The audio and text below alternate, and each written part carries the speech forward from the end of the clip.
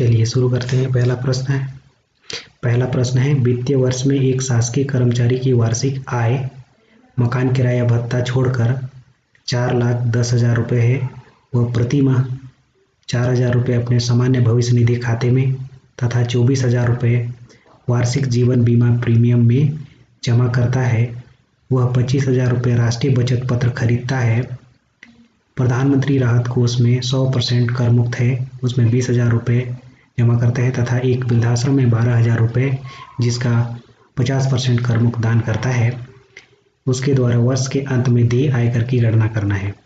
तो सभी बचत 1 लाख रुपए तक हो सकती है छूट, और आयकर की दरें निम्न है यहाँ पर दिया हुआ है।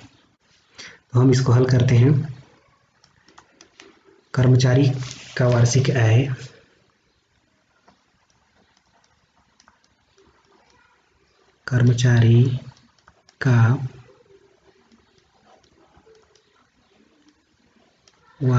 आय कितना है? यहाँ पर 4,10,000 रुपये है। और सबसे पहले हम लोग जो छूट है उसको लिख लेंगे, है ना। तो यहाँ कर्मचारी का वार्षिक आय 4,10,000 रुपये है। प्रधानमंत्री राहत कोष में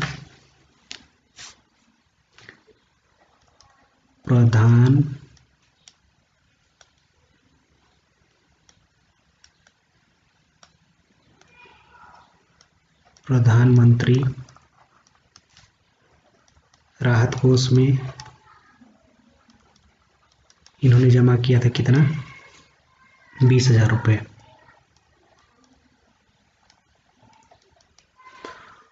जो कि 100% कर मुक्त है। मतलब इसमें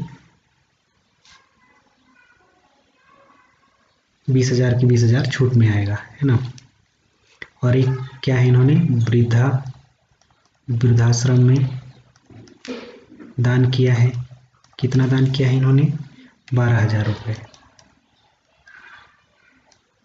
12,000 रुपये जो कि 50% कर मुक्त है। अर्थात 12,000 का 50% कितना हो जाएगा?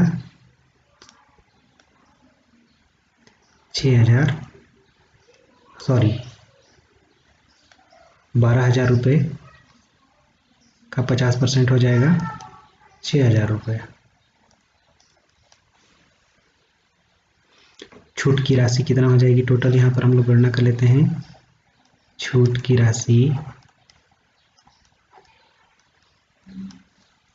राशि बराबर 20 और 6 कितना हो गया? 26,000 रुपये।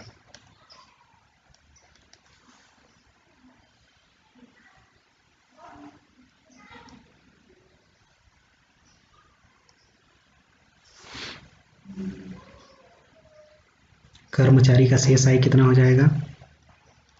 कर्मचारी का शेष आय मतलब आपको यहाँ पर ये 26,000 को घटाने के बाद जो आएगा वो शेष होगा, है ना। तो यहाँ पर कितना हो गया?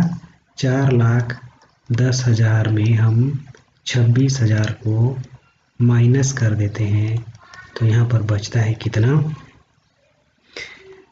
3,84,000 रुपये बचता है। तो इस पर की धारा आयकर की धारा 80C के अंतर्गत इन्होंने कितनी जमा की है उस राशि को लिखेंगे। जमा राशि क्या क्या में इन्होंने जमा किया है? पहला, सामान्य भविष्य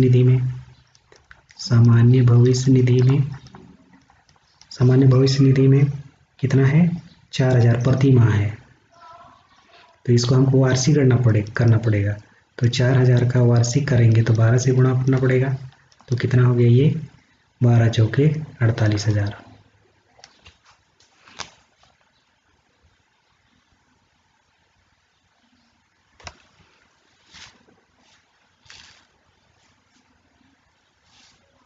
दूसरा इन्होंने क्या किया है? जीवन बीमा जीवन बीमा। जीवन बीमा में इन्होंने कितना किया है? 24,000। ये वार्षिक है ना? जीवन बीमा 24,000 वार्षिक है। इसके अलावा तीसरा नंबर में इन्होंने राष्ट्रीय बचत पत्र भी खरीदी हुई है। राष्ट्रीय बचत पत्र, राष्ट्रीय बचत पत्र में इन्होंने कितना इन्वेस्ट किया हुआ है? 25,000 रुपये। प्रश्न में दिख रहा है 25,000 रुपये है। अब इन सब का टोटल कितना हो जाएगा? मतलब आयकर की धारा 80C के अंतर्गत कुल जमा राशि हो जाएगी कितना यहाँ पर? 48,000, 24,000 और 25,000 को टोटल कर देते हैं तो ये हो जाता है 97,000 रुपये। 97,000 रुपये।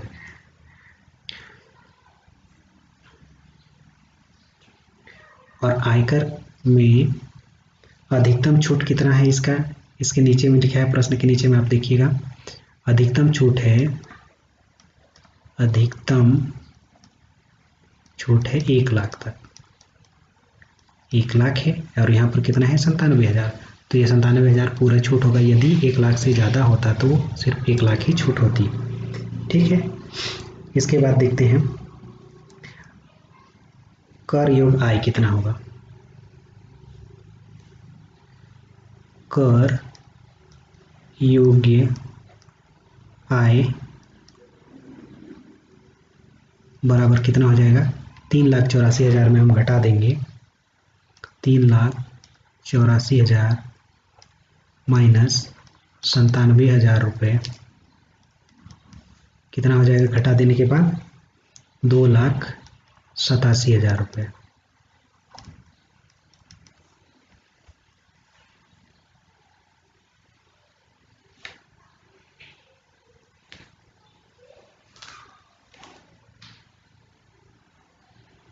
अब दिए गए आयकर के स्लैब के अनुसार अर्थात उसकी दरें हुए हैं, दिए गए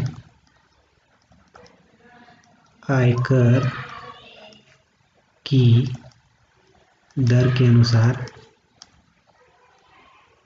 हमको गणना करनी है ना? तो कितना है? 2 लाख तक 0% है। पहला नंबर में कितना है? 2 लाख तक 0% है। और दूसरा कंडीशन क्या है? 2,01,000 से 5 लाख तक 10% है। 2,01,000 से 5 लाख तक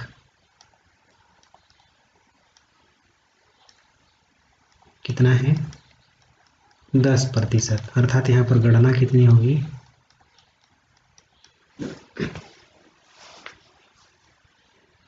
2 लाख से ज़्यादा यहाँ पर कितना है इसका? सिर्फ 87,000। तो 87,000 का 10% निकालेंगे, है ना? 87,000 का 10%, 0 0 कट गया, बचा कितना यहाँ पर? 8,700 रुपये। और शिक्षा उपकर है, शिक्षा उपकर 3%,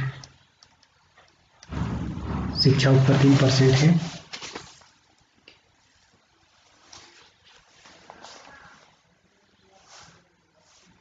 किस पर लगता है शिक्षा ऊपर? आयकर पर लगता है। अर्थात 87,000 का 8,700 का 3%। 0 0 कैंसिल हो गया, बचा कितना? और ये 87 को 3 से गुणा कर दीजिए, तो गुणा होने के बाद हो जाता है 261 रुपया।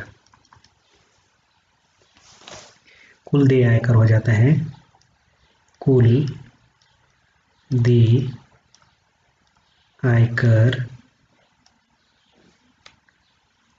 कुल देय आयकर 8,700 धन 261 रुपये हो जाएगा। टोटल कर देने से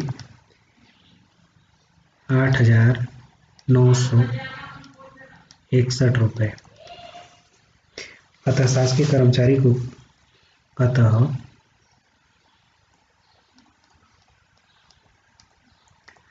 शासकीय